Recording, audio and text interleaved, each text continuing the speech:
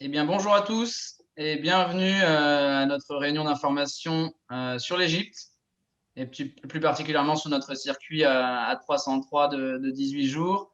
On est content de vous retrouver régulièrement maintenant en visio réunion. Dont on a fait ça encore hier sur le Costa Rica, avant-hier sur le Nicaragua. Et puis il y en aura dans les semaines qui viennent également. On propose ces visions réunions pour tous les circuits qui sont susceptibles de partir, donc tous les circuits qui peuvent partir, parce il y en a pas beaucoup, mais quand c'est possible, on en profite afin de vous présenter le pays dans un premier temps, et puis le voyage en particulier. Donc là, il s'agit de l'Égypte et de notre circuit qui part en tout début de chaque mois. On a un départ début novembre, qui est encore faisable, hein, bien sûr, si vous êtes fervent des départs en dernière minute, c'est toujours possible début novembre. On a le 2 décembre également, et puis après, il y aura d'autres départs en début janvier, début février. Donc, en tout cas, c'est possible, les conditions s'y prêtent actuellement pour partir en Égypte. Alors, je me présente quand même pour ceux qui ne me connaissent pas. Je m'appelle Kevin. Je suis à la production chez Explorateur sur certains pays d'Amérique du Sud et surtout à la vente avec Sabrina et Gwendoline, que vous connaissez peut-être.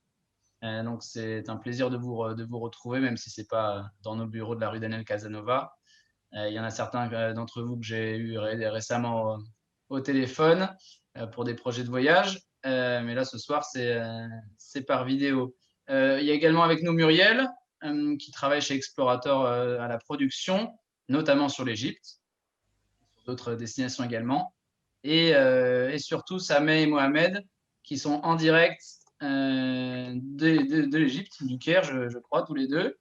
Ouais. Et donc qui vont nous parler de ce voyage. On va commencer dans un premier temps avec Muriel qui va nous faire un aperçu global de la destination. Ensuite, je vous parlerai brièvement des étapes de notre circuit, de comment réserver, le prix, les dates, ce que le prix comprend. Et ensuite, Sameh et Mohamed vont nous parler un peu plus en détail du circuit, des expériences avec les clients de leur Égypte actuelle et passée.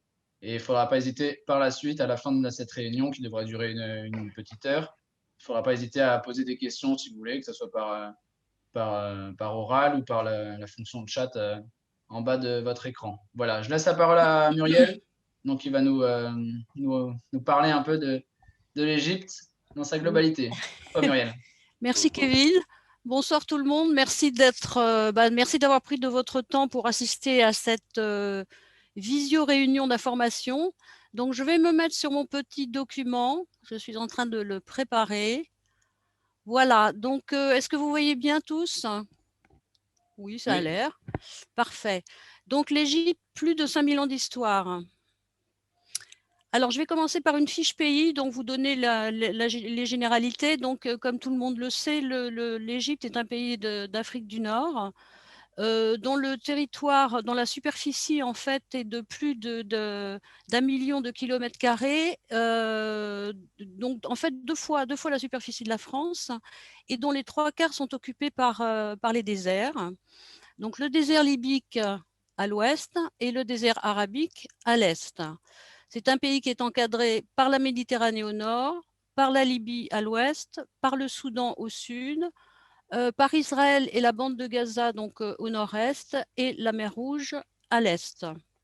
Alors son climat est de type saharien, très chaud bien sûr. Muriel, excuse-moi, je te permets de te couper juste pour indiquer Oui. aux clients, si vous voulez que la vignette avec nos visages là n'apparaisse pas sur votre droite, vous pouvez cliquer sur la petite case l'avant-dernier en allant vers la gauche, afficher en petit la vidéo de l'intervenant.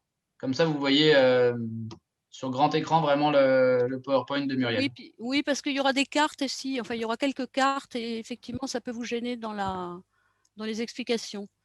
Alors, donc je continue. Son climat est de type saharien, donc très chaud et aride au sud et dans les déserts, bien évidemment. Et c'est un climat qui s'adoucit plus on s'approche de la Méditerranée. Sa population, plus de 100 millions d'habitants, ça c'est une source de 2019, dont l'âge moyen est de 23 ans, donc population relativement jeune. Et il faut savoir que la population se concentre sur 7% du territoire, ce qui est vraiment très très peu. Donc essentiellement le long de la vallée du Nil, donc ici, dans son delta, donc ici, je ne sais pas, j'espère que vous voyez ma petite souris. Dans les oasis du désert libyque, donc ici, les principales oasis qui sont là, voilà, et également un peu sur la mer Rouge et un peu dans le Sinaï. Sa religion, c'est l'islam sunnite et on compte environ 10% de coptes. Alors voilà pour la partie présentation. Alors je vais passer à la partie chronologie. Alors c'est un peu compliqué, j'ai eu un dilemme parce que évidemment l'histoire de l'Égypte se déroulant sur 5000 ans, c'était un peu difficile de vous faire un condensé d'histoire, sachant que la période pharaonique s'étend sur 3000 ans avec 11 grandes périodes qui incluent 33 dynasties de souverains. Je ne vais pas vous décliner les différents souverains qui sont montés sur le trône d'Égypte, ce serait un peu fastidieux et un peu long. Donc en fait, j'ai pris quelques dates pour vous donner, pour fixer un petit peu les choses. Donc en fait, la période pharaonique démarre 3300 ans avant Jésus-Christ, avec l'unification du pays, c'est-à-dire en fait la Haute et la Basse-Égypte. Et comme chacun le sait, la Haute-Égypte est dans le sud, la Basse-Égypte en fait est dans le nord. Et l'unification du pays par le roi Narmer, qui donc met en place, si j'ose dire, la première dynastie pharaonique. Ensuite, 3100, c'est l'apparition des hiéroglyphes. Puis ensuite, sous le règne de Djoser, c'est la construction de la première pyramide en Égypte, la pyramide qui se trouve à Saqqara, qu'on appelle pyramide à degrés et qui est l'œuvre de l'administrateur du roi, à la fois médecin et architecte en chef, le fameux Imhotep, dont vous avez peut-être entendu parler. Ensuite, construction de la pyramide rhomboïdale à Dachour, à 35 km au sud du Caire, sous le règne de Snéfrou. Et enfin, les grandes pyramides du plateau de Gizeh, dont bien évidemment la plus grande, celle de Khéops, qui mesurait 147 mètres. Ensuite, la pyramide de Képhren et celle de Mykérinos, la plus petite, qui s'élevait à 66 mètres. Et on doit à Képhren, bien sûr, on doit à Képhren la construction également du Grand Sphinx. Alors ensuite, moins 1991, moins 1785, pendant cette période se succèdent 7 pharaons dont je ne vous parlerai pas. Mais la littérature se développe donc en Égypte avec enseignements, romans, contes, etc. Et surtout, ce qui est important à noter, c'est que Aménémès Ier fait construire le temple de Karnak, le premier temple de Karnak, qui sera ensuite complètement agrandi, modifié pendant les quasiment 2000 ans qui vont suivre. Ensuite, moins 1403, moins 1365, Aménophis III fait construire le temple de Luxor. Alors, je vous parle de ces temples parce que pour ceux qui feront le voyage ou ceux qui l'ont déjà fait, tous ces temples, vous les verrez bien sûr sur place. Et les sculptures des colosses de même nom, il fait également agrandir le temple de Karnak. Ensuite, moins 1365, moins 1347, c'est la période d'Aménophis IV, le fameux Akhénaton, qui impose une religion monothéiste avec Aton, le disque solaire, comme dieu unique. Ce pharaon va régner 17 ans et à sa mort, en fait, toutes ses statues, tous ses monuments et jusqu'à sa capitale qu'il a en fait transposée de Thèbes en Moyenne-Égypte sur le site actuel de Tel Amarna, tout ça va être détruit et ces cartouches vont même être martelées. Alors à sa mort, c'est son fils Toutankhamon qui va monter sur le trône. Il était, on suppose, âgé d'une dizaine d'années et il est mort dans des circonstances mystérieuses à l'âge de 20 ans. Et c'est sa tombe que Howard Carter a retrouvée en 1922 dans la vallée du Nil, quasiment intacte. Et on peut voir évidemment les trouvailles archéologiques au musée du Caire. Alors ensuite, 1279, moins 1279, moins 1213, c'est le règne de Ramsès II, dont tout le monde a entendu parler. C'est un monsieur qui va vivre jusqu'à 90 ans et qui va régner 66 ans sur l'Égypte. Alors, ce fut un grand, comment dirais-je, il a été vainqueur d'un grand nombre de campagnes militaires, mais ce fut également un grand bâtisseur. On lui doit des statues colossales à son effigie devant son temple, en fait, d'Abou Simbel. Également les obélisques de Luxor, dont on sait qu'un exemplaire se trouve actuellement sur notre place de la Concorde à Paris. Il fait également agrandir le temple de Karnak et il fait surtout édifier un magnifique tombeau pour son épouse, sa première épouse en fait et sa favorite, Néfertari, dans la vallée des Reines. magnifique tombeau que l'on peut visiter de nouveau après plusieurs années de réfection. Et si vous avez l'occasion de le voir, c'est tout à fait magnifique. Ensuite, moins 332, moins 330, l'Égypte est gouvernée par des rois perses. Après la bataille d'Issos, Darius III est vaincu et s'enfuit. C'est Alexandre le Grand qui s'empare de l'Égypte et qui fonde la ville d'Alexandrie. À sa mort, un de ses généraux, Ptolémée, prend le titre de roi d'Égypte et c'est le début de la dynastie des Ptolémées et de la domination grecque sur l'Égypte. Donc, moins 237, le temple d'Édfou est construit sous le règne des derniers pharaons. C'est l'un des plus grands et des derniers grands temples en fait, construits du temps de l'Égypte ancienne. Moins 51, Cléopâtre veut restaurer la grandeur de l'Égypte. En fait, elle est écartée du pouvoir par son frère Ptolémée XIII. Elle s'allie à César pour lui demander d'envahir l'Égypte et de la mettre sur le trône. Évidemment, elle réussit son pari, si j'ose dire. Et en moins 30, après la mort de César qui est survenue en moins 44, elle s'allie à Marc-Antoine. Ils essaient d'unir leurs forces pour lutter contre les armées d'Octave, mais ils sont vaincus à la bataille d'Actium. Et à la mort de Cléopâtre, Octave est vainqueur, donc rentre en vainqueur en fait à Alexandrie, et l'Égypte devient une province romaine. On va donc passer maintenant à la chronologie de l'Égypte moderne et contemporaine. Je vais essayer d'aller le plus vite possible. Alors, moins 330, l'Égypte passe aux dominations romaines, comme on vient de le voir, et jusqu'en 395, où c'est Byzance, en fait, qui prend la suite. Et pendant la période romaine, le christianisme se développe en Égypte, et ensuite, sous l'influence de Byzance, l'église copte est fondée également en Égypte. Ensuite, 640-641, c'est la prise de Babylone du Caire et celle d'Alexandrie qui marque le début de la conquête arabe. Plusieurs dynasties musulmanes vont se succéder, les Omeyyades, les Abbassides, les Fatimides, les Ayyoubides, et 969, c'est la fondation du Caire. 1250, ce sont les Mamelouks qui rentrent en scène. Ce sont des anciens esclaves affranchis, pour la plupart originaires du Caucase.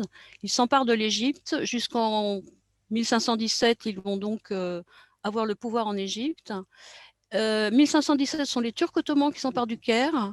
Les Mamelouks continuent de diriger l'Égypte sous l'autorité d'un wali nommé par la porte, en fait. Puis 1798 jusqu'à 1801, c'est l'expédition de Bonaparte en Égypte. Donc 1798, Alexandrie tombe aux mains des Français. C'est ensuite la victoire des pyramides sur les Mamelouks la même année. Et en août de la même année, la flotte est détruite une première fois en fait à Aboukir par l'amiral Nelson. 1799, la découverte de la pierre de Rosette, dont on sait les conséquences que ça aura sur l'égyptologie à peine naissante. Août 1799, Bonaparte quitte l'Égypte en secret, laissant le commandement à Kléber, au général Kléber, qui sera d'ailleurs assassiné en 1800. Puis 1801, nouvelle bataille d'Aboukir où la flotte française est totalement défaite. Le général Menou, qui est donc le successeur de Kléber, capitule. Fin de l'aventure française en Égypte. 1804, Mehemet Ali, qui est un ancien officier d'origine albanaise, arrivé en Égypte quelques années plus tôt, s'empare du pouvoir. 1869, c'est l'inauguration du canal de Suez avec la participation de l'impératrice Eugénie. Puis 1914, plus près de nous, l'Angleterre profite de l'entrée en guerre de la Turquie aux côtés des puissances centrales pour imposer à l'Égypte un statut de protectorat. 1922, proclamation de l'indépendance égyptienne. 1953, l'Égypte devient une république. 1956, nationalisation du canal de Suez sous la présidence de Gamal Abdel Nasser. Puis 1970, mort de Nasser, Anwar el-Sadat accède au pouvoir. 78, signature des accords de Camp David entre Israël et l'Égypte. 1981, assassinat du président Sadat, Hosni Moubarak lui succède. 2011, enfin, on arrive donc à la fin de ma petite chronologie de l'Égypte moderne. La révolution du Lotus en Égypte aboutit à la démission d'Hosni Moubarak. Et 2014, le général Abdel Fattah al-Sisi devient président de la République. Il sera réélu en 2018 avec 97% des voix. Donc, on va passer maintenant aux différentes régions de l'Égypte. Je vais essayer d'être la plus concise possible. Donc, Alexandrie et le delta. Donc, vous voyez là, en haut à droite, évidemment, je vous ai mis une carte du delta. Alors, Alexandrie qui se trouve ici, donc à l'extrême ouest du delta, sur un cordon littoral à l'abri des inondations. Donc à la ville d'Alexandrie fut rattachée l'île de Pharos, avec son célèbre phare dont on voit ici une petite représentation. Donc l'île de Pharos a été rattachée au cordon littoral par une digue qui a été construite au IVe et IIIe siècle avant Jésus-Christ. Alors la ville d'Alexandrie était très dynamique à l'époque hellénistique, et elle devint une grande cité cosmopolite à l'époque romaine. Puis ensuite, elle amorça un déclin après la conquête arabe. Et l'expédition française ouvrit une période de renaissance, également avec l'arrivée au pouvoir de Mehmet Ali et de ses successeurs qui l'embellirent et la développèrent. Et après l'ouverture du canal de Suez, c'est devenu la principale place de commerce et le premier port d'Égypte, où une communauté cosmopolite s'est établie, des Grecs, des Italiens, des Français, des Levantins, renforcée par des groupes minoritaires égyptiens comme des Coptes et des Juifs. Mais l'essentiel de cette élite, en fait, a fui sous le régime de Nasser. Alors, en fait, Alexandrie, il faut savoir qu'il reste peu de choses de son passé antique. Son phare légendaire a été détruit, enfin du moins il est tombé dans la mer. Il a été remplacé par le fort de Quetbé, qui est une forteresse défensive du XVe siècle, et sa bibliothèque mythique, qui comptait, paraît-il, à peu près 700 000 volumes du temps de César, et a disparu dans un incendie, et elle a été remplacée en fait en 2002 par la Bibliotheca Alexandrina, dont je vous ai mis en fait une photo en bas. Vous voyez, c'est un très beau bâtiment futuriste qui brille au soleil. Mais donc, du passé antique d'Alexandrie, il reste très peu de choses. Il reste les catacombes de Kom-Ashugafa qu'on peut visiter, qui sont des 1er et 2e siècles, et faire un tour à la colonne Pompée, qui en fait a été érigée à l'endroit où se tenait le Sérapéum. Alors en fait, Alexandrie, moi personnellement, c'est une ville que j'aime beaucoup. C'est une ambiance, une atmosphère. On peut s'y promener en fait en prenant, si vous voyez, on peut prendre la corniche, aller en fait de la bibliothèque jusqu'au fort de Quetbé qui se trouve de l'autre côté en fait de la baie. Les deux monuments se font face. C'est une promenade qui est tout à fait agréable. On peut également aller voir les beaux immeubles à l'italienne en centre-ville, et on peut aller boire un verre, un café, un thé ou tout à fait autre chose dans les nombreux cafés mythiques de la ville comme l'Atinéos, le Trianon ou le Sofianopoulos. Alors évidemment, il y a le musée gréco-romain qui est l'un des plus importants musées d'archéologie gréco-romaine au monde. Et également dans la bibliothèque est à visiter, hein, c'est un très beau bâtiment, aussi bien extérieurement qu'intérieurement. Et en fait, la bibliothèque accueille également un musée des antiquités, en fait, dont le fond est fait des fouilles sous-marines qui ont été menées dans le port d'Alexandrie et la baie d'Aboukir en 2002, si je ne dis pas de bêtises. C'était une mission française qui était menée par Jean-Yves Lempereur, et ils ont trouvé vraiment des choses absolument fabuleuses qui sont donc gardées dans le musée au sein même de la bibliothèque.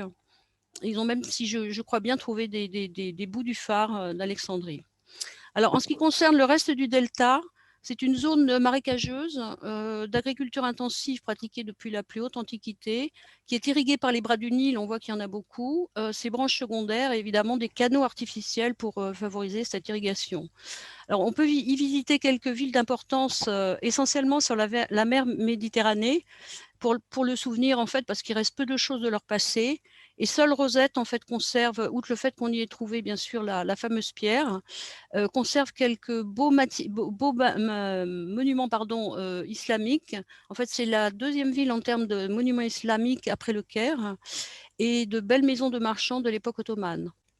Et enfin, je terminerai par le Wadi Natroun. On peut faire un petit détour en se rendant du Caire à Alexandrie ou d'Alexandrie au Caire par la vallée du Wadi Natroun, qui a servi en fait de refuge aux premiers chrétiens persécutés.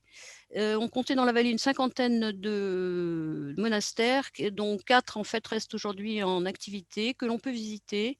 Et les moines sont tout à fait heureux de pouvoir faire visiter leur beau monastère. C'est une belle visite en fait. On continue avec le Caire et sa périphérie. Alors là, je vous ai mis un plan de la ville. On peut voir que la ville s'est développée en fait à l'est du Nil avec différents quartiers. Là, on voit c'est le Caire islamique, dessous c'est le Caire copte. Donc en fait, le Caire c'est une ville immense, une ville tentaculaire dont la superficie fait 5 fois celle de Paris intramuros, et dont la population est estimée à un peu plus de 24 millions d'habitants. source 2018, donc je suppose que ses habitants ont fait des petits depuis. Alors, la ville se compose de nombreux quartiers très différents les uns des autres, dont je viens d'en parler. Le Caire islamique, avec ses ruelles, ses mosquées, ses médersa et ses demeures médiévales. Le vieux Caire copte, qui est en fait le plus ancien quartier de la ville. Le Caire moderne, c'est l'actuel centre-ville à l'urbanisme européen. Héliopolis, la ville nouvelle du début du XXe siècle, ou les quartiers branchés d'Agouza et Zamalek. Alors, on va rentrer un petit peu dans le détail. Donc, c'est dans le Grand Caire au nord que se trouve le cœur administratif du pays. Il inclut une partie de Giza, donc rive ouest du Nil, et une grande étendue à l'est du fleuve. C'est un quartier moderne, quadrillé par de grands boulevards du 19e siècle, avec ses bâtiments futuristes, des parcs, des restaurants et des hôtels huppés. Alors, dans le centre-ville, subsiste de beaux monuments et de belles places. Il y a la place de l'Opéra, la place Attaba, le mausolée de l'ancien Premier ministre Saad Zagoul, le palais Manial qui était autrefois une résidence royale et le gigantesque nouveau complexe de l'Opéra House que je n'ai pas vu personnellement. Et sinon, la place Altaïr, qui est un quartier très animé où nombreux cafés, restaurants et boutiques. Et c'est là que les Kérotes se réunissaient au moment de la révolution de Lotus en 2011.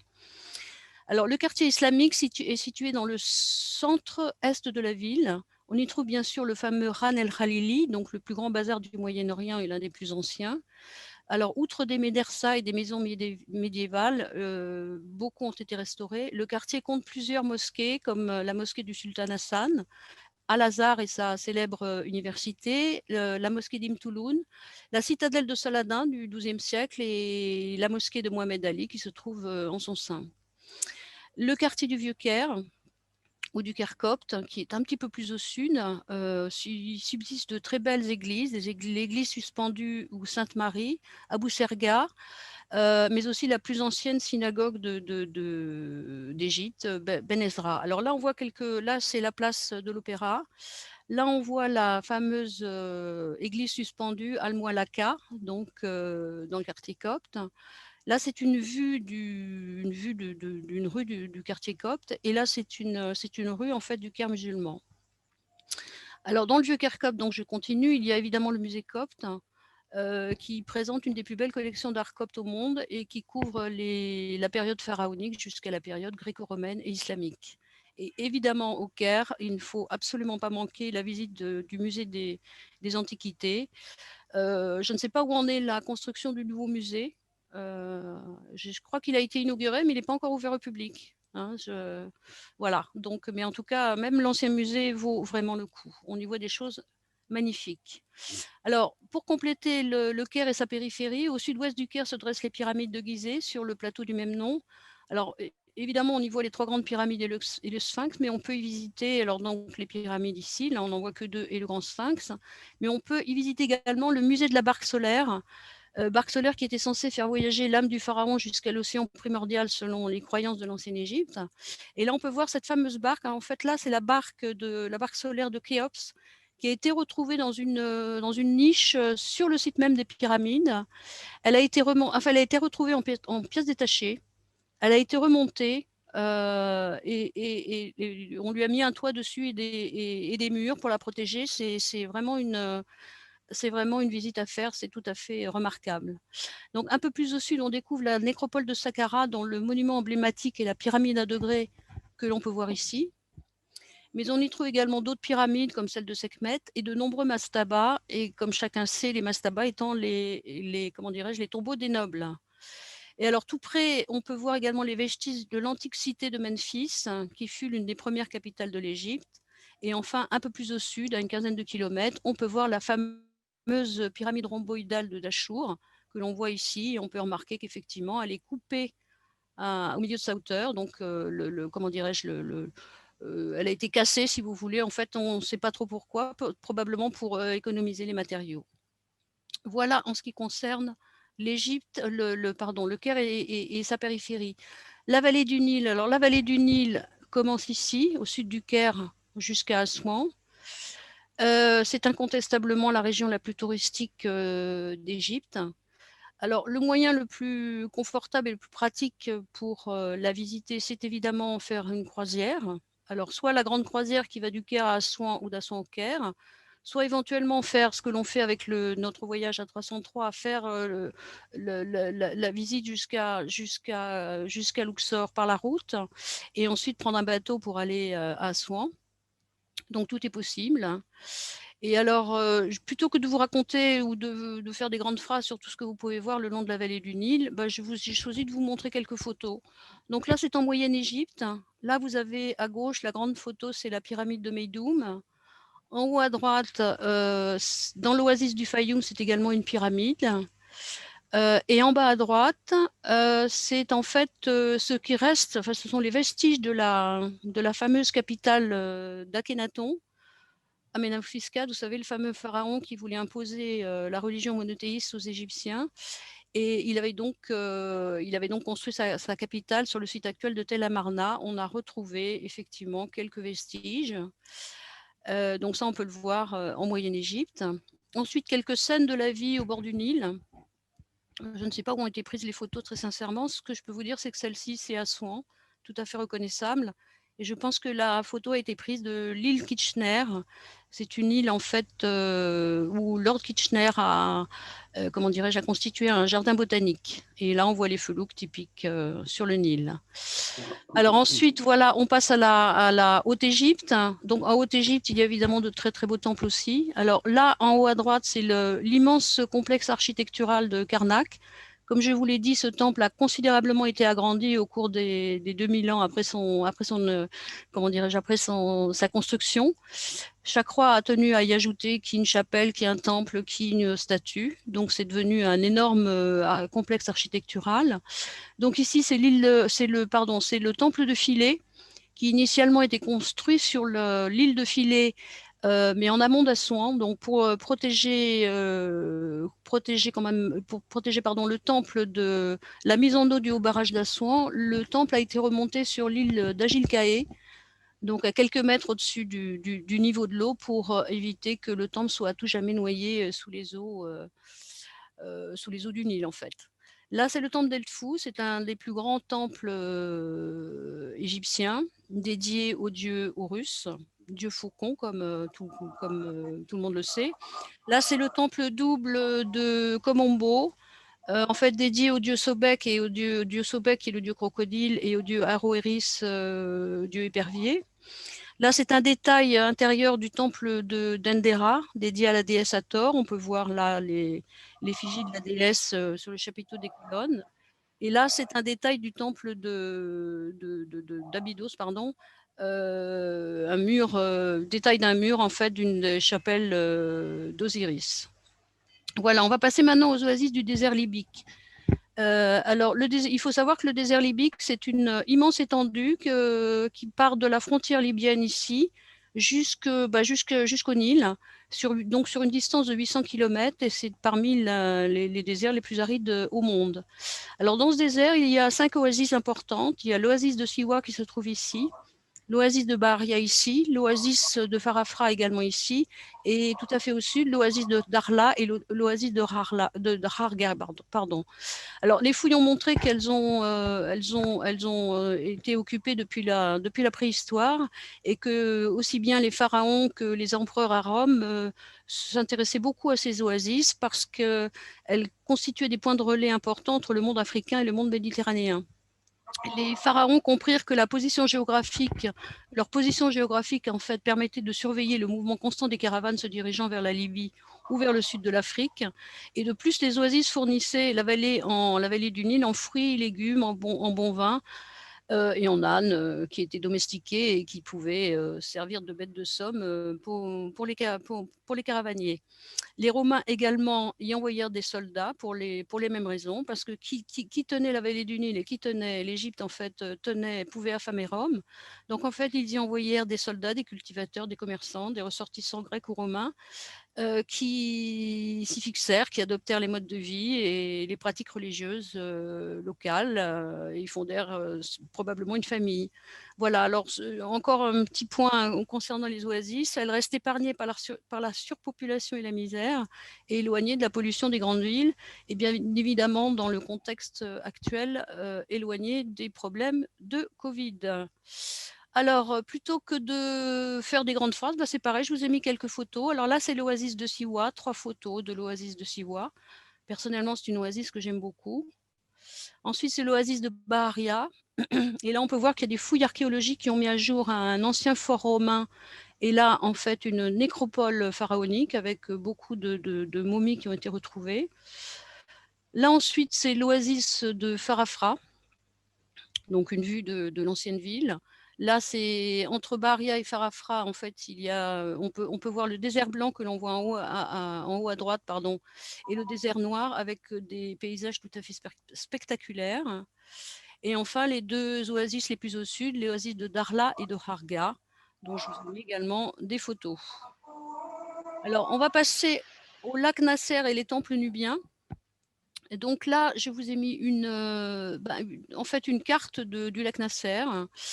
Et là, une petite représentation du barrage d'Assouan. Donc en fait, le lac Nasser, c'est une retenue d'eau artificielle de 500 km de long pour 5 ou 35 km de large selon les endroits. Et en fait, qui a été construit, si l'on veut, en plein désert. Donc, en fait, il n'y a aucune habitation autour, seulement des animaux, c'est-à-dire des oiseaux, des gazelles, des renards, des crocodiles, bien sûr. Et seuls les temples sont visibles quand on fait la croisière sur le lac Nasser, et évidemment les paysages lunaires et désertiques. Alors, il faut rappeler que les temples, si vous avez retiré les vignettes qui sont à droite, moi je les ai pas retirées, mais bon, c'est pas grave. Vous voyez les points noirs qui sont au milieu de l'eau. Les points noirs, en fait, marquent l'endroit où devraient se trouver les temples aujourd'hui s'ils n'avaient pas été remontés plus haut à quelques dizaines, voire un peu plus de mètres. Ils auraient donc été engloutis par les eaux du lac Nasser. Et il faut savoir donc que ces temples ont été sauvés grâce à la solidarité mondiale en 1960, après un appel fait par l'UNESCO.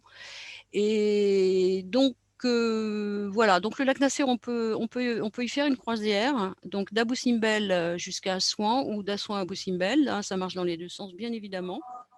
On peut aussi choisir de partir d'Assouan en avion ou par la route jusqu'à Abou Simbel. Et pareil, là, je vous ai mis quelques photos des temples que l'on peut voir, des temples, vous m'entendez bien? Ouais, ouais. Des temples Oui, que on l'on t'entend, peut Muriel. voir. Bon, c'est bon. Des temples que l'on peut voir donc au-dessus sur le lac Nasser. Alors je vais juste vous parler de celui-là, enfin de ces 2 temples en fait. C'est Abou Simbel, c'est vraiment les plus impressionnants. En fait, il y a 2 temples. La photo la montre, le temple de Ramsès II. Et à côté, il faut savoir qu'il y a le temple de son épouse Néfertari. Alors là, vous voyez, c'est le gardien. Donc vous voyez la taille de l'homme par rapport au temple. Alors il faut savoir que ces temples en fait ont été remontés de 65 mètres et ils ont été découpés par tranches, c'est-à-dire dans ce sens-là. Ils ont été découpés comme ça. Et ces pans de montagne, en fait, ont été remontés 65 mètres plus haut et reconstitués exactement à l'identique. Et c'est très, très impressionnant de rentrer à l'intérieur du temple et de voir l'armature que constitue, en fait, la montagne qui a été reconstituée. Donc, le temple est impressionnant, l'intérieur est impressionnant aussi. Voilà, c'est ce que je voulais donc vous dire sur le lac Nasser. On va passer maintenant, on a bientôt fini, à la péninsule du Sinaï. Donc la péninsule du Sinaï, c'est cette partie-là que vous voyez tout à fait au nord-est du pays. C'est une zone désertique, essentiellement peuplée de Bédouins, qui compte 2 villes importantes pour ceux qui s'intéressent au tourisme balnéaire. Sharm el-Sheikh au sud, complètement à la pointe de la péninsule, et Taba qui se trouve complètement au nord du golfe d'Aqaba, face à Eilat en Israël et Aqaba en Jordanie. Alors, ce qui est intéressant à voir dans la péninsule du Sinaï, c'est le monastère de Sainte-Catherine. C'est un monastère orthodoxe toujours en activité qui est situé à 1570 mètres d'altitude. On peut en voir une photo ici. Vous voyez, c'est vraiment un monastère tout à fait clos. La visite est très intéressante et quand on est là, on peut effectivement, alors les plus courageux peuvent faire l'ascension du mont Moïse. C'est vraiment une chose absolument incroyable. Partir dans la nuit et pour arriver au lever du soleil, arriver au sommet, pardon, au lever du soleil. Là, on envoie une photo ici. C'est un spectacle. C'est physique, mais vraiment, ça vaut ça vaut comment dirais-je, il faut le faire parce que c'est vraiment un spectacle absolument grandiose. Voilà, et je vais terminer avec la mer Rouge et le désert arabique. Bon, il n'y a pas grand-chose à en dire. On sait que la mer Rouge, c'est surtout pour les personnes qui s'intéressent, enfin, pour les amateurs de plongée et de tourisme balnéaire. Bon, il y a quand même deux points importants qu'on peut visiter. Là, je ne les vois pas avec les vignettes, mais il y a les monastères de Saint-Antoine et Saint-Paul, qui sont aux sources du monachisme. On peut également aller se promener dans l'arrière-pays. On peut faire de très belles randonnées à travers les montagnes et les oueds pour visiter d'anciennes mines et des sites rupestres. Et enfin, ceux qui s'intéressent à la plongée peuvent évidemment explorer les fonds marins d'Hurghada et d'El-Gouna. Voilà, j'en ai fini. Kevin, je te rends la parole. J'espère que ça n'a pas été trop long. Merci. Merci Muriel, Merci Muriel. c'était très bien. Moi, il y a tellement de choses à dire sur l'Égypte avec oui. J'aurais voulu dire beaucoup plus de choses, mais bon. de ce pays, mais bon, j'ai dû me restreindre. J'ai aucun doute que Mohamed en dira plus au client quand il sera sur place. Et puis dans quelques secondes, quand je vais lui laisser la parole, moi je voulais vous parler un peu en détail plus du circuit. Voilà, mais je pense que les clients aussi connaissent peut-être notre programme ou notre site internet ou le programme avec eux. C'est un circuit vraiment complet, donc de 18 jours sur l'Égypte, du nord au sud. Donc on passe de la basse Égypte à la moyenne Égypte et pour finir à la haute Égypte. Voilà, un circuit vraiment complet où on voit les principaux sites, comme souvent en Égypte, que ce soit les pyramides du Caire, les temples d'Edfou, Luxor, Philae, évidemment Alexandrie. J'ai dit les pyramides du Caire, mais je vais dire les pyramides de Gizeh. Voilà. Mais il y a aussi des choses, des étapes dont Mohamed va nous parler qui sortent un peu de l'ordinaire, des rencontres qui vont faire la différence. Donc voilà, il y a l'essentiel de l'Égypte dans notre circuit, mais aussi avec des parties plus originales, plus inédites. Et c'est ça dont Mohamed va nous parler. Les points forts du voyage, comme on le met sur notre site, donc le delta du Nil et sa capitale, Alexandrie. Vous avez les monastères du Wadi Natroun. Et puis les sites de l'UNESCO, le Caire, Gizeh, Saqqara, Edfou, Luxor et Philae. Vous avez 3 nuits à bord d'un Davier et Sameh va nous en parler avec des photos juste après. Ça, c'est vraiment une très belle expérience de Luxor à Assouan. Et puis aussi, quelque chose qui est important, c'est durant les étapes qui sont à bord d'un véhicule, vous avez une fenêtre par personne. Ça, c'est pas toujours le cas. Mais maintenant, sur la majorité de nos circuits chez Explorator, vous avez une fenêtre par personne, ce qui permet de pouvoir bien observer et de ne pas avoir à enjamber quelqu'un pour prendre une photo, tout simplement regarder à travers la vitre. Donc voilà, le jour par jour, je ne m'attarde pas trop dessus parce que vous pouvez le retrouver sur notre site ou sur papier si on vous envoie le programme. Et puis Mohamed va nous en parler. Mais je vais plutôt vous parler du prix du voyage et des dates. Je descends. Donc on a 2 départs proches. Donc le 3 novembre, c'est dans un peu moins de 15 jours. C'est encore possible de s'y rendre en Égypte.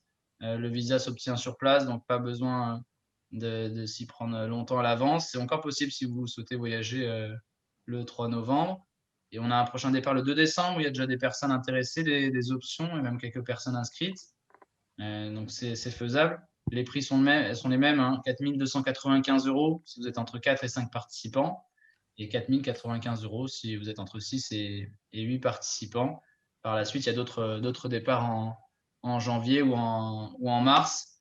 Et avant de passer la parole à Sameh, je voudrais vous dire ce que comprennent nos prix pour ce voyage. Donc, globalement, ça comprend tout. Il y a les vols, que ce soit internationaux ou le vol intérieur, tous les transports, donc en véhicule et en bateau, en fluvial. Donc minibus climatisé, on l'a dit, et le Davi qui est privatisé pour le groupe Explorator, bien évidemment. le logement en hôtel, que ce soit 3 ou 4 étoiles, et tous les repas avec l'eau minérale à disposition. Enfin, notre guide égyptien francophone, vous allez l'entendre, c'est Mohamed, et toutes les visites et excursions, bien évidemment. Un dernier mot sur l'assurance. Explorateur s'est adapté, vous l'avez vu avec cette visio-réunion qui est un peu qui est nouvelle chez nous. On s'adapte donc à la situation sanitaire actuelle. Et notre assurance également, puisque si vous souscrivez à notre assurance multirisque, donc qui fait 4,2% du prix du voyage, vous êtes couvert en cas de Covid. Si vous avez le Covid avant le départ, dans les 30 jours précédents, vous êtes pris en charge pour l'annulation, le voyage vous est remboursé. Si sur place, vous contractez le virus, votre hébergement, votre hospitalisation sont pris en charge.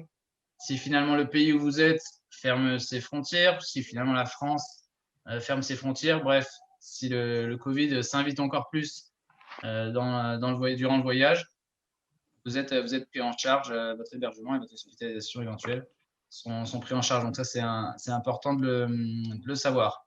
Voilà, je vais laisser la parole donc à Sameh qui va nous parler un peu plus en détail du bateau et des conditions sanitaires en Égypte. Et ensuite, Mohamed nous donnera sa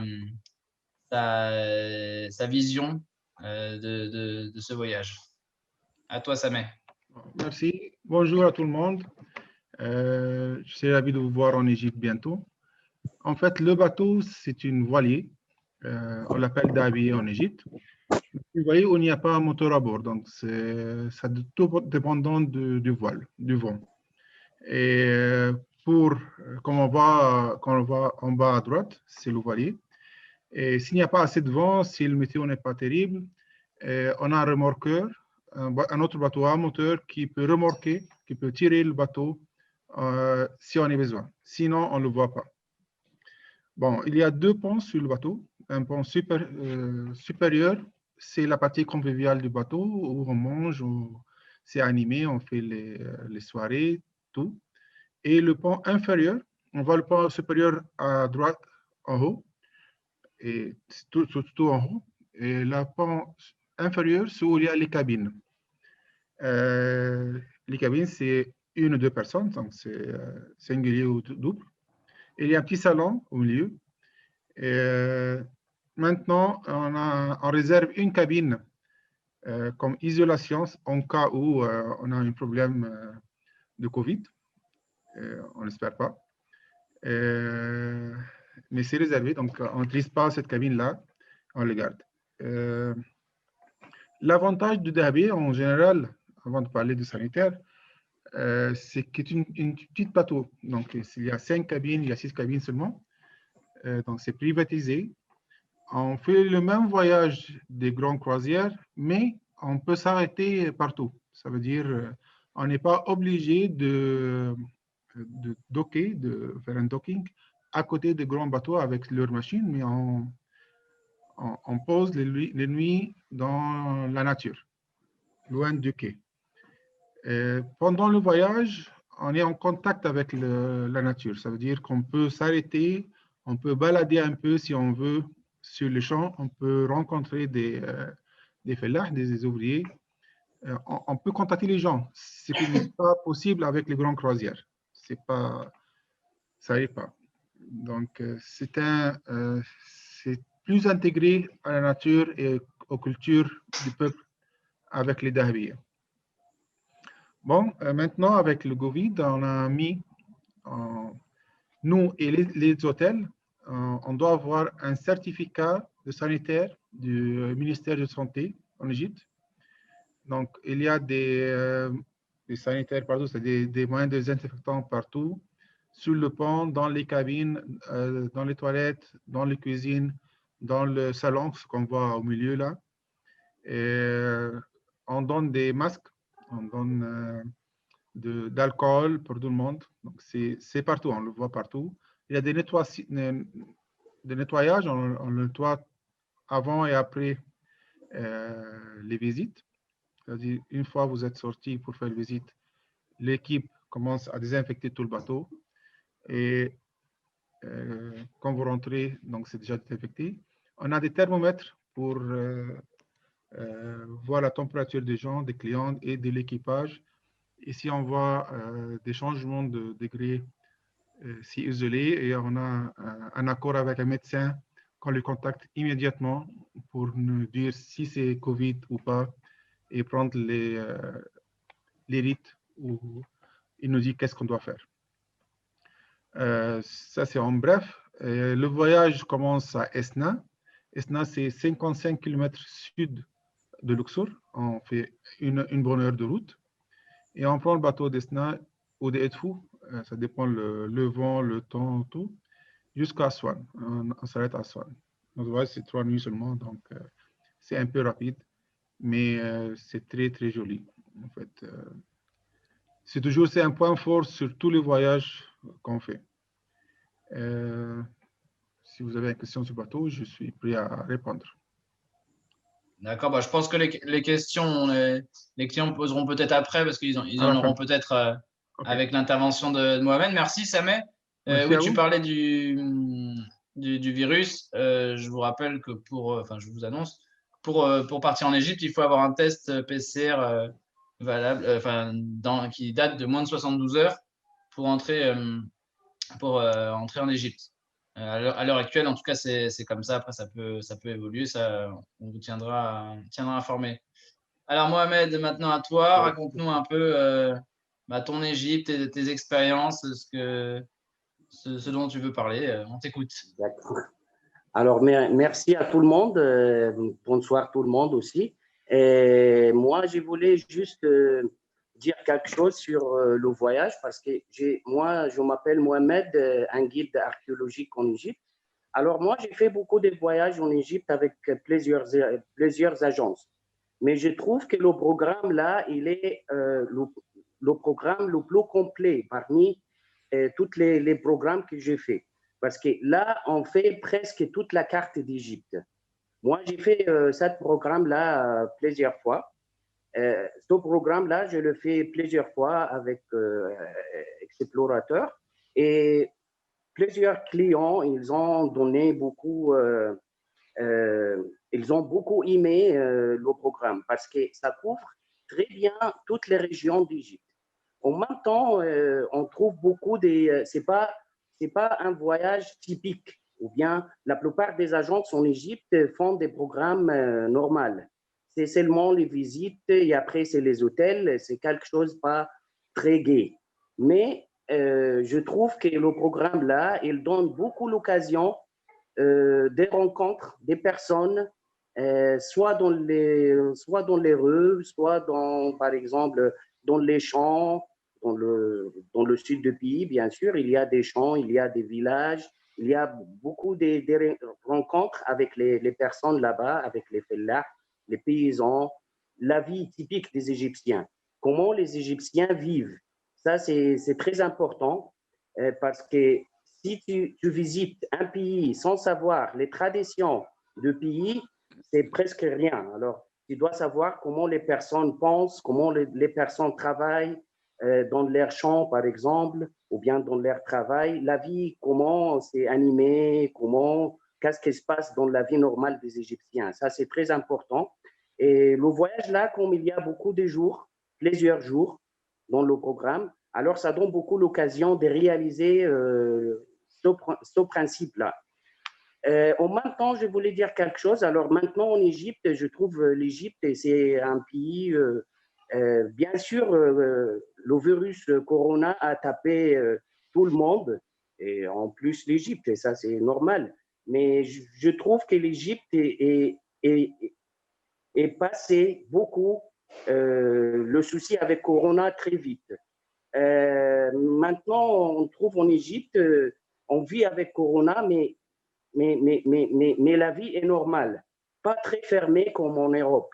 Là, ça aussi, c'est quelque chose de bien parce que je trouve maintenant en Europe, c'est tout bloqué. Ici en Égypte, c'est par rapport, par exemple, les établissements gouvernementaux. Bien sûr, on porte les masques pour les précautions sanitaires, c'est bien réalisé en Égypte, mais en même temps, c'est pas une atmosphère trop très très, très fort comme en Europe. Quelque chose à dire, alors maintenant, par rapport au tourisme, il n'y a pas beaucoup de touristes. Là, ça donne aussi l'occasion pour vous de faire les visites librement dans les temples égyptiennes, dans les musées égyptiens, parce qu'il n'y a pas beaucoup de monde comme avant. Moi, j'ai travaillé, alors on rentre dans le musée, on trouve beaucoup, beaucoup de monde dans le musée. Alors ça, c'est pas quelque chose de bien, parce que tu peux pas, moi personnellement, je peux pas bien expliquer pour les clients quand il y a beaucoup de monde. Ça gêne beaucoup les clients autour de nous, soit des Chinois, soit des Japonais, soit des n'importe quoi. Alors là, alors je trouve que c'est l'occasion, une bonne occasion de faire la visite en Égypte en ce moment, parce que vous allez faire la visite avec pas beaucoup de monde comme avant. Ça, c'est quelque chose, je voulais le dire. Bien sûr, Muriel a bien expliqué tout le programme avec toute la carte d'Égypte. Elle m'a rien laissé à parler sur la civilisation ou bien Je suis sur désolée.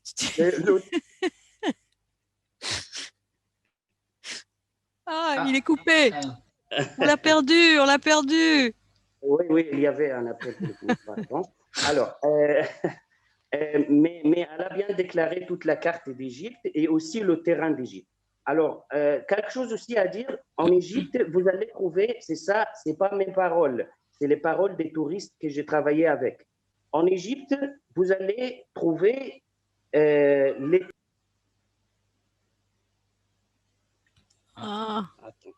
toutes sortes de terrains à vous trouver. Ça veut dire, vous allez trouver les déserts, vous allez trouver les terrains agricoles, vous allez trouver la mer, trouver tout. Alors, toutes sortes existent en Égypte. Ça, c'est quelque chose de fascinant. Le son coupe pour Mohamed. Alors, j'espère que, bien sûr, moi, comme je travaille dans le tourisme, j'espère que les touristes viennent encore en Égypte. Moi, je vais faire tout ce qu'il faut pour avoir la sécurité des clients, soit la sécurité sanitaire, tout. Ça, c'est mon travail d'abord. Alors, d'abord, de bien travailler avec les touristes, soit à travers ou bien avec les clients, soit à travers des données, des bonnes informations sur l'Égypte, ce qui concerne le côté culturel d'Égypte, soit aussi de donner aussi une petite explication sur les traditions des Égyptiens, ça c'est aussi important, soit de faire des rencontres aussi avec les Égyptiens même, soit des étudiants, soit des familles, soit des personnes comme ça. Je trouve qu'il y a aussi des points très forts dans le programme qui n'existent pas dans les autres programmes. Par exemple, Rosette, là, c'est une ville très, très, comment dire ça, une ville pas touristique. Il n'y a pas beaucoup de monde qui font Rosette. Il n'y a pas de programmes qui font Rosette. Rosette, comme une ville, vous pouvez trouver tout. Hein. La culture islamique, vous allez trouver aussi la vie typique des Égyptiens dans les marchés, dans les cafés là-bas. Il y a aussi la visite de Esna jusqu'à Assouan. Là, il y a quelques villages. Les visites là-bas, c'est vraiment fascinant. Alors, par rapport aux photos que vous allez faire, ou bien la nature que vous allez voir, et par rapport aussi aux rencontres, plusieurs rencontres avec les personnes là-bas. Ça, c'est très, très intéressant, je trouve, parce que moi, je travaille toutes sortes de programmes. Mais je trouve le programme typique que tu fais seulement les visites et après, tu laisses les clients dans les hôtels, ça, c'est pas quelque chose de bien parce que lui, il connaît rien. Alors, il connaît seulement le site qu'il va aller. Mais après, il connaît rien. Mais je trouve un programme qui fait toute l'Égypte et en plus, il donne l'occasion pour les clients des rencontres avec des personnes et aussi de voir les traditions d'Égypte. Ça, c'est quelque chose d'important. Et je remercie Explorator de faire un programme comme ça. Moi, je suis vraiment content. Moi aussi, personnellement, je suis content. Quand je commence un programme comme ça, je suis content. C'est un peu plus long par rapport au jour, mais tu ne sens pas la monotonie de programme. Il y a des programmes, par exemple, une semaine très rapide, mais tu sens que tu n'as pas rien fait, tu n'as pas bien fait l'Égypte. Mais avec 14 jours ou 15 jours, là, je trouve que c'est une bonne occasion de faire un voyage inoubliable dans la vie, quoi. Merci à vous tous. Si vous avez des questions sur soit le programme, soit l'Égypte, je vous donne les paroles. Oui, n'hésitez pas si vous avez des questions. Merci beaucoup, Mohamed. Messieurs, dames, vous pouvez soit poser votre question par oral. Je vais vous proposer d'activer vos micros si vous le souhaitez. Soit vous pouvez, en bas de votre écran, sur le bouton conversation ou chat, vous pouvez poser une question par écrit. C'est comme vous voulez.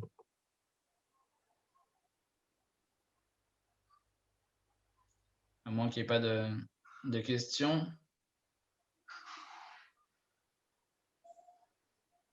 Apparemment, pas de questions. Ça a été très complet. Muriel, ta présentation était super. Ça met également du bateau et des conditions sanitaires. Et puis Mohamed, ça se voit que tu parles avec mon cœur. C'est bien que tu as insisté sur les rencontres parce que c'est notre but chez Explorator aussi. Donc notre slogan, on va dire, c'est nature, culture, rencontre. Et les rencontres, c'est aussi pour ça qu'on a réduit le nombre maximum de participants à 8. Il y a quelques années encore, c'était 12. Maintenant, on a réduit à 8 pour la quasi-totalité des voyages. C'est pour avoir des plus petits groupes et permettre justement ces rencontres qui sont plus faciles quand on est peu nombreux. Donc, c'est bien que tu insistes là-dessus, car dans beaucoup de nos voyages, c'est le cas, et en Égypte en particulier. Alors, il y a une question par écrit. Je vais lire tout de suite. On nous dit que l'exposé et l'itinéraire sont intéressants. À bientôt. Merci du compliment, c'est gentil. Moi, c'est un travail, comme sur toutes nos destinations, c'est un travail en collaboration avec donc notre équipe sur place, que ce soit Mohamed, Sameh, et puis nous à Paris. On va aussi sur place, sur le terrain, pour reconnaître dans un premier temps les destinations. Et puis ensuite, en collaboration donc, avec nos correspondants, on peaufine le circuit, l'itinéraire, qu'on améliore aussi, qu'on modifie au fil des voyages avec le retour des clients. Ça, on s'intéresse beaucoup à l'expérience des clients qui nous racontent à leur retour de voyage tel ou tel point positif ou négatif de nos circuits. Donc voilà, nos circuits évoluent tout le temps. Grâce à vous aussi, les clients, et puis grâce au guide. Eh bien, s'il n'y a pas davantage de questions, je pense qu'on va conclure. Vous allez recevoir, chers clients, un email avec une fiche d'appréciation pour cette conférence. N'hésitez pas à donner votre avis également, afin éventuellement qu'on s'améliore pour les prochaines. La semaine prochaine, il n'y en a pas. Vous allez recevoir de toute façon des emails vous présentant les prochaines conférences. Il devrait y avoir le Soudan, l'Ouganda peut-être, dans les semaines qui viennent, en fonction donc, des pays qui s'ouvrent aux touristes.